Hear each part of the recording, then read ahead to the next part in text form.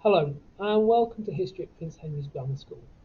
My name is Mr. Lowe, I'm the Area Leader for History and I'm going to give you a short overview of the GCSE History course which we run here.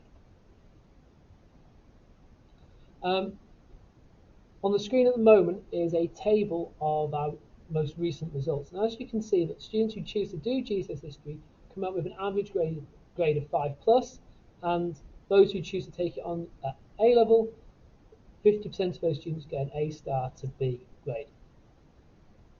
So the course that we study is the EDXL History course, and within that course we study early Elizabethan England, 1558 to 88, medicine in Britain, 1250 to now, the British section of the Western Front, 1914 to 1918, where we look at injuries, treatment, and the experiences in the trenches. We also look at Weimar and Nazi Germany, 1918 to 1939, and then we finish the course by looking at the Cold War. And if you look at the third column, the information in the brackets tells you how much each unit is worth as part of the whole course. And on the far end, it just shows an indicative number of the weeks which we spend studying those topics. So if we have a look at our paper 1, the thematic study in historic environment, this is where students study medicine through time, and they also look at the Western Front, looking at injuries, treatments, and the experiences in the trenches. So this is very much building on some of the information that they look at in Year 9, but also going into more depth, and they also look at this idea of how medicine has changed over time. And students will set a 1 hour 15-minute exam, and there's 52 marks in total for that course. And it's designed in two sections, Section A and Section B. Section A is where they will look at the Western Front from World War One, and Section B is the thematic study, where they'll look at changes over time. Paper 2 is the period study in British depth study. This will last 1 hour and 45 minutes and involve two different papers. And students will answer one paper on early Elizabethan England, 1558 to 88. So that's looking at things like the Spanish Armada, the threats to Elizabeth, and what life was like for people during that time.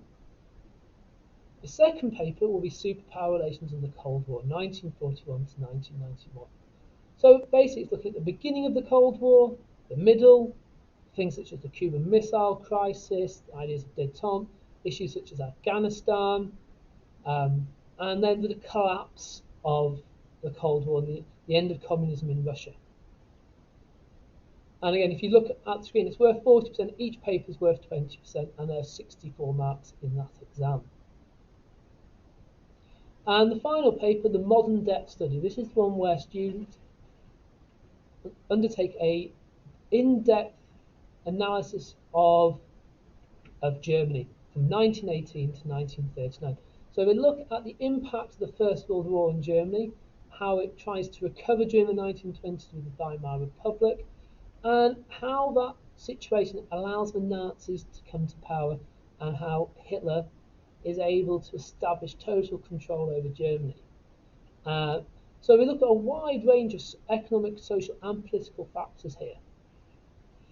So there's two sections to this paper. Section A students answer a question based on a provided source, and a question that assesses their knowledge and understanding. And then Section B looks at their interpretation skills. So are there any trips? Well, subject to conditions, we're intending to run the World War I battlefield trip to Belgium and France in 2022 for Year 10 history students.